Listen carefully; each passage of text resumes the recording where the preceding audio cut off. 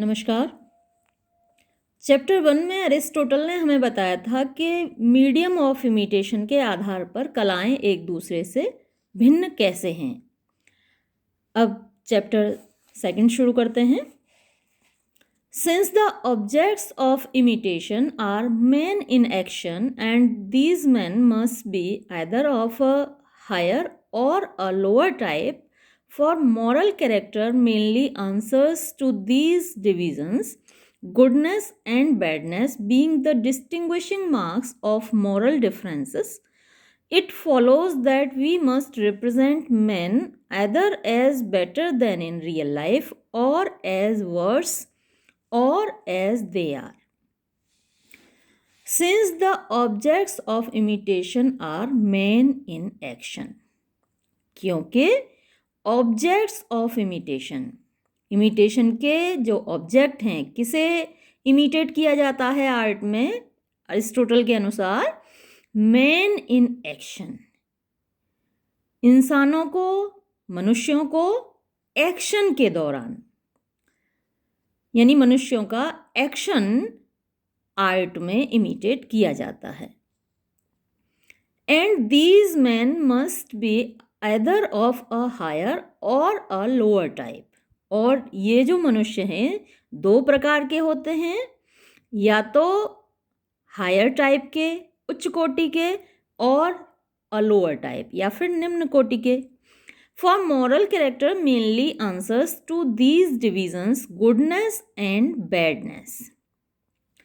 क्योंकि moral character, नैतिक चरित्र, mainly, मुख्य रूप से, answers to these divisions, दो ही भागों में बांटा जाता है, goodness and badness, अच्छाई और बुराई, being the distinguishing marks of moral differences.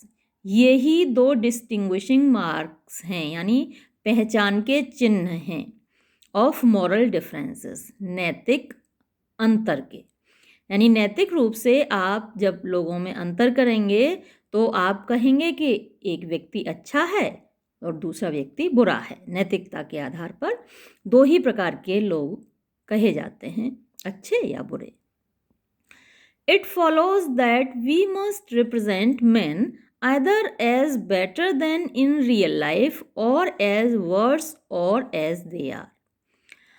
It follows that we must represent men, के तो इसका निष्कर्ष ये निकलता है कि हमको कला में लोगों को कैसे रिप्रेजेंट करना है, कैसे प्रस्तुत करना है, men either as better than in real life, real life में मनुष्य जैसे होते हैं हम उससे बेहतर व्यक्ति दिखा सकते हैं कला में, और एज वर्स, या उससे बदतर व्यक्ति दिखा सकते हैं, और एज दे आर, या फिर वो जैसे हैं वैसे हम दिखा सकते हैं।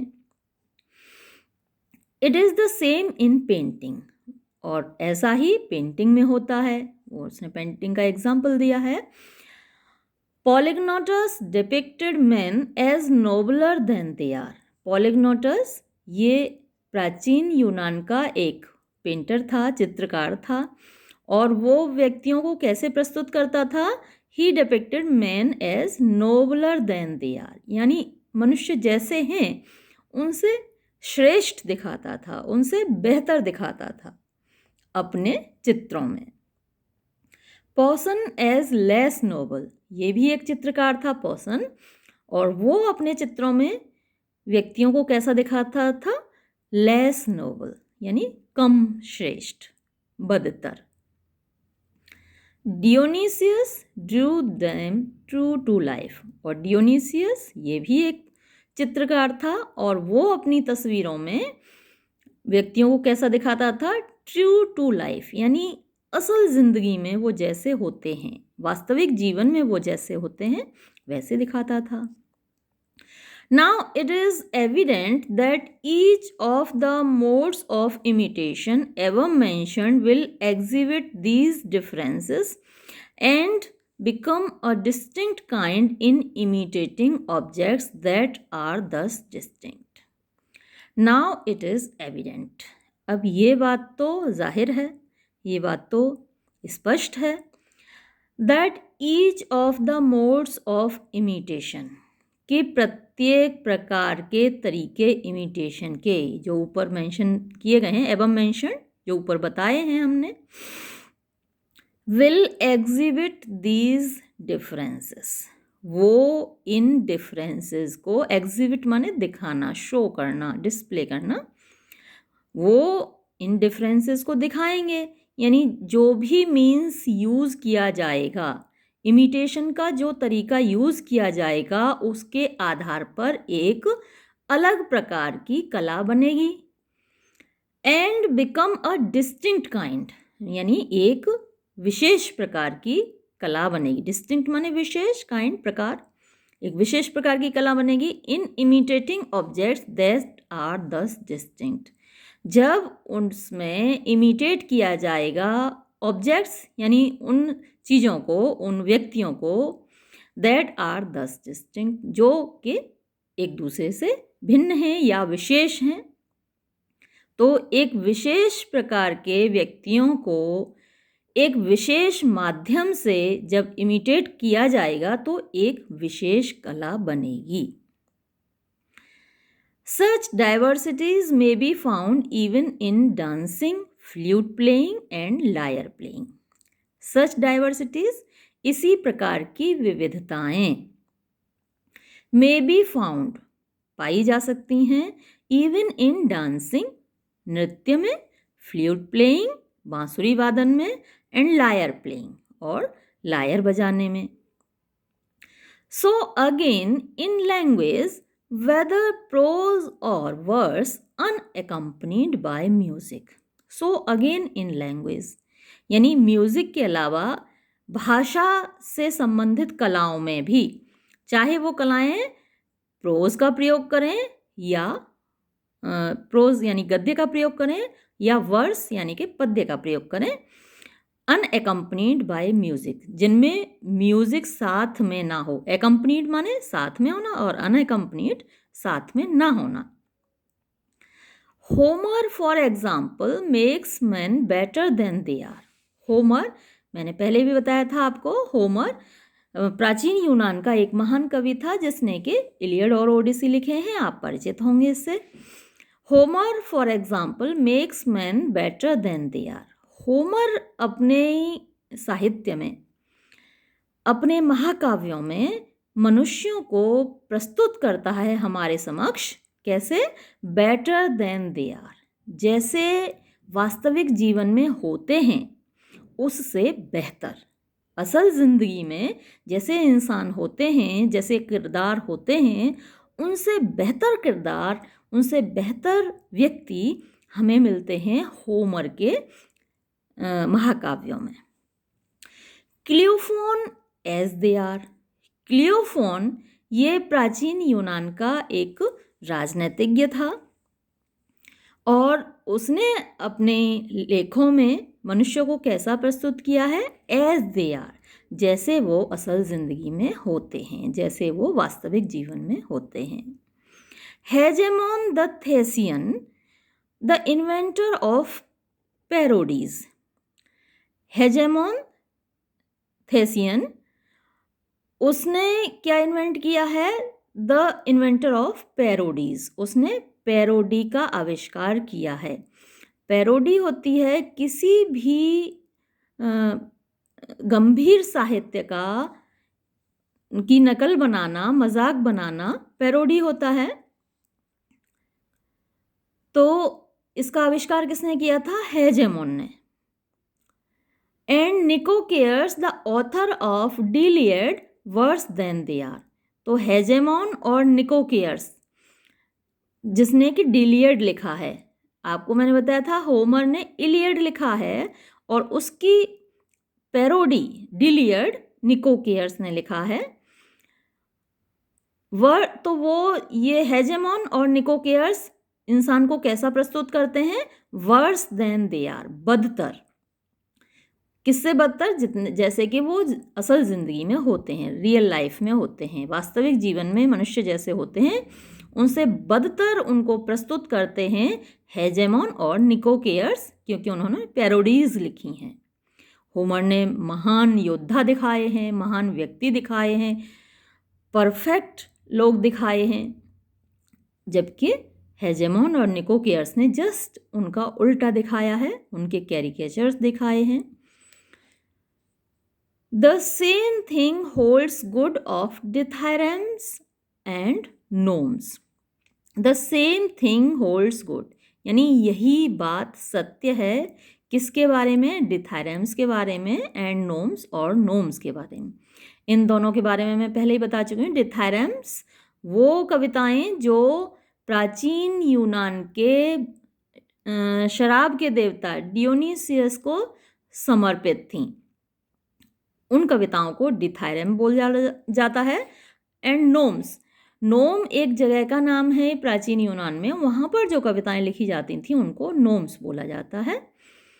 हियर टू वन में portray different types as Timotheus and Philoxenus differed in representing their Cyclops. Here too one में पोर्ट्रे डिफरेंट टाइप्स, यहाँ भी व्यक्ति अलग अलग तरीके से अपना प्रस्तुतिकरण कर सकता है। As Timotheus and Philoxenus differed in representing their Cyclops. Timotheus और फ्लॉक्सिनस ये भी प्राचीन यूनान के साहित्यकार हैं। उन्होंने अपने साइक्लोप्स ऐसे राक्षसों को कहा जाता है जिनकी एक आंख होती है बीच में, तो इन दोनों ने अपनी रचनाओं में साइक्लोप्स को प्रस्तुत किया है, लेकिन एक तरीके से नहीं, डिफरेंट तरीके से। उन दोनों ने अलग अलग तरीके से साइक्लोप्स को प्रस्तुत किया है। The same distinction marks of tragedy from comedy, और इसी प्रकार से ट्रेजेडी कॉमेडी से भिन्न है। For comedy aims at representing man as worse, क्योंकि कॉमेडी मनुष्यों को प्रस्तुत करती है बदतर तरीके से, ट्रेजेडी एज बेटर, और ट्रेजेडी बेहतर तरीके से देन इन एक्चुअल लाइफ, वास्तविक जीवन से। अब थर्ड चैप्टर देखिए। There is still a third difference, कलाओं में एक तीसरा भेद और है, और वो है the manner in which each of these objects में बी इमिटेटेड। वो मैनर, वो तरीका जिसके द्वारा इन ऑब्जेक्ट्स को इमिटेट किया जाता है। For the medium being the same, क्योंकि यदि मीडियम भी सेम है, माध्यम भी सेम है, and the objects the same, और इमिटेट की जाने वाले ऑब्जेक्ट्स भी सेम हैं, वस्तुएं भी सेम हैं, मनुष्य भी वही हैं। द पोएट में इमिटेट बाय नरेशन, तो कवि नरेशन के माध्यम से इमिटेट कर सकता है, और नरेशन कहाँ होता है? एपिक में। मैंने आपको बताया था epic is a long narrative poem. महाकाव्य एक लंबी नरेटिव कविता है जिसमें कि वर्णन किया जाता है घटनाओं को। थिएटर में, स्टेज पर नहीं दिखाया जाता, उसमें घटनाओं का वर्णन किया जाता है एपिक में, महाकाव्य में। In which case he can either take another personality as Homer does, और नरेशन के लिए कवि किसी दूसरे व्यक्ति को अपना माउथपीस बना सकता है, यानी खुद न बोलकर किसी दूसरे व्यक्ति के माध्यम से बोल सकता है, और speak in his own person, या फिर स्वयं भी बोल सकता है अनचेंज्ड, बिना बदले हुए। और he may present all his characters as living and moving before us, या फिर वो अपने सभी पात्रों को, सभी कैरेक्टर्स को लिविंग एंड मूविंग बिफोर अस, हमारी आंखों के सामने जीवित और चलता फिरता दिखा सकता है। और ऐसा कब संभव होता है? थिएटर में, स्टेज पर, यानी नरेशन के माध्यम से या एक्शन के माध्यम से, दोनों ही तरीकों से वो हमको अपने कैरेक्टर्स दिखा सकता है। These then, as we said at the beginning, are the three differences which distinguish artistic imitation.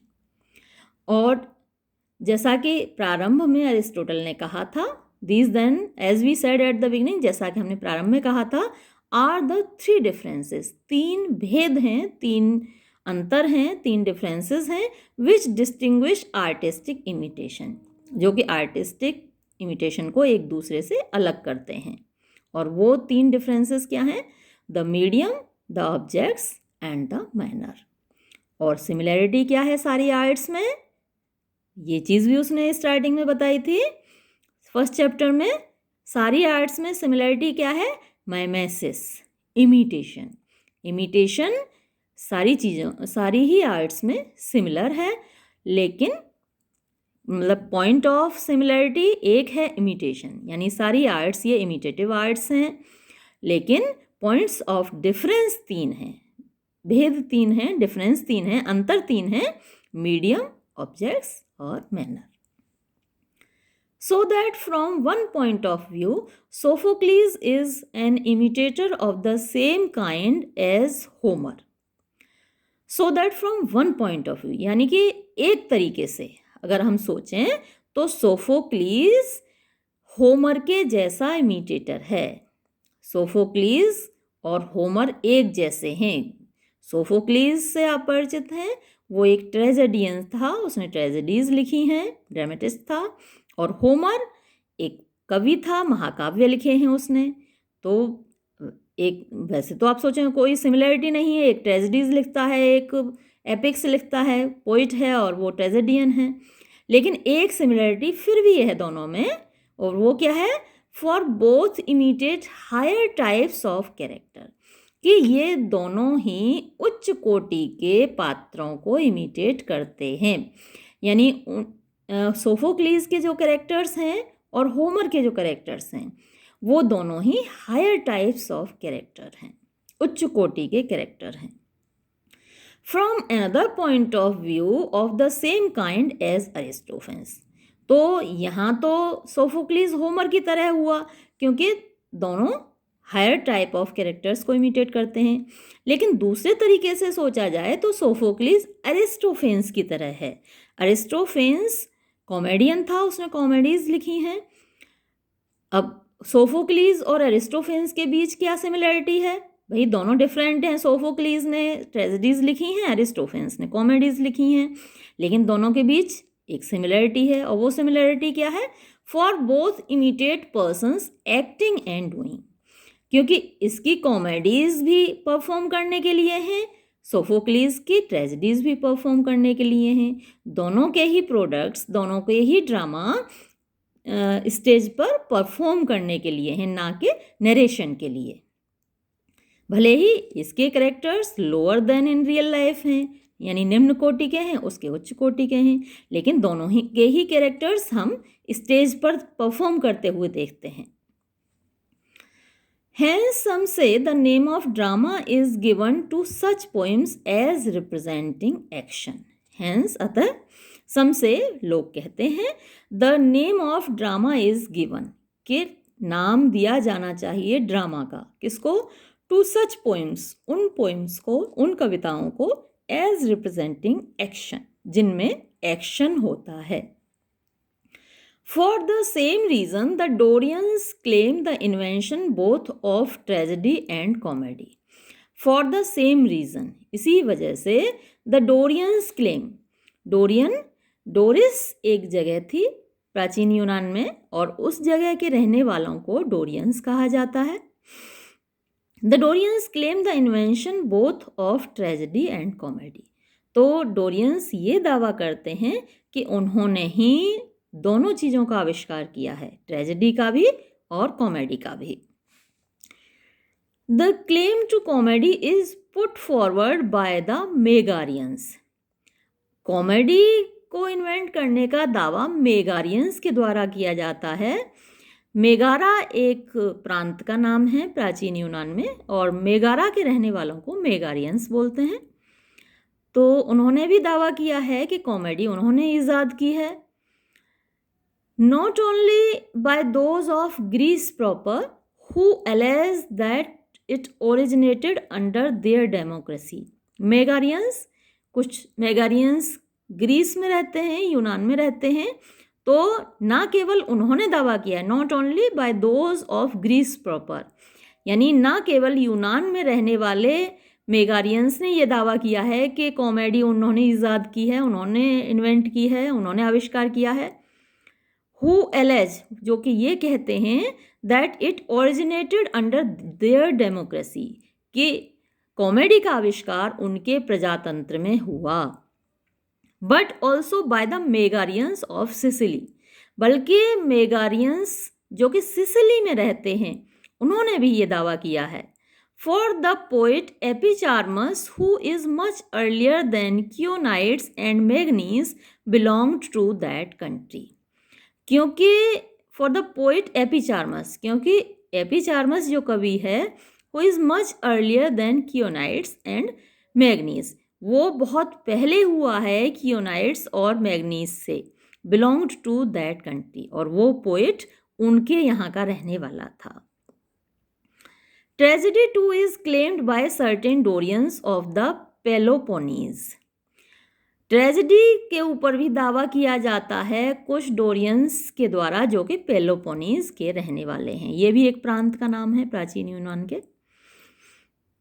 In each case they appeal to the evidence of language, और ये सभी जो दावा कर रहे हैं कि हाँ भाई हमने ईजाद किया है, हमने आविष्कार किया है, वो सब एक एविडेंस देते हैं, यानी प्रूफ देते हैं, प्रमाण देते हैं।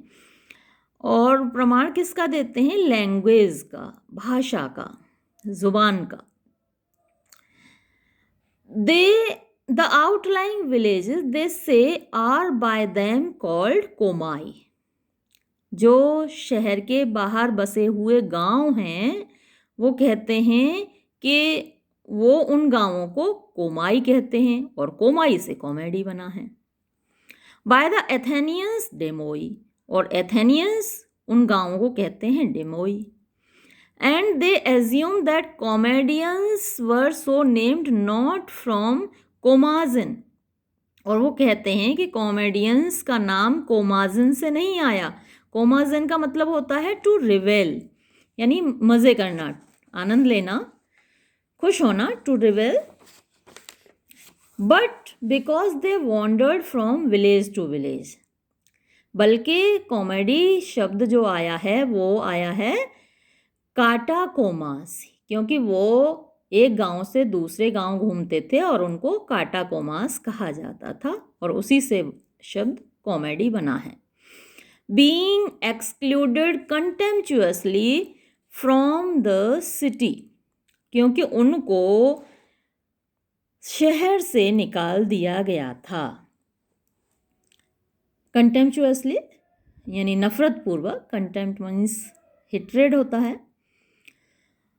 They add also that the Dorian word for doing is drain, वो ये बात भी कहते हैं कि डोरियन शब्द डूइंग के लिए यानी करने के लिए है ड्रेन, और ड्रेन से बना है drama. And the Athenian prattein, Athenian word जो डूइंग के लिए है वो तो प्रेटिन है, तो वो तो कहीं सिमिलर है भी नहीं ड्रामा के, इसलिए उनका जो वर्ड है ड्रेन, उससे ड्रामा शब्द बना है। This may suffice as to the number and nature of the various modes of imitation. This may suffice, भाई ये sufficient है, पर्याप्त है, इतना डिस्कशन काफ़ी है। As to the number and nature of the various modes of imitation. Imitation के विभिन्न मोड्स जो हमें डिस्कस करने थे, जिनके बारे में हमें बताना था, तो इतना डिस्कशन उसके लिए पर्याप्त है। यहाँ पर आपका 3rd चैप्टर समाप्त होता है। 4th चैप्टर अगले वीडियो में। धन्यवाद।